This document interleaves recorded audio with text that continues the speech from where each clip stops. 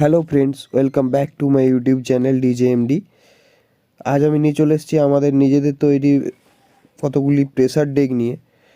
তো আমি একটা প্রেসার ডেক আপনাদের সামনে টেস্টিং করে দেখাবো। তো এই ডেকগুলি আপনি 15 ইঞ্চি বেস, 18 ইঞ্চি বেস আর বাংলা বক্সের সাথে ব্যবহার করতে পারবেন।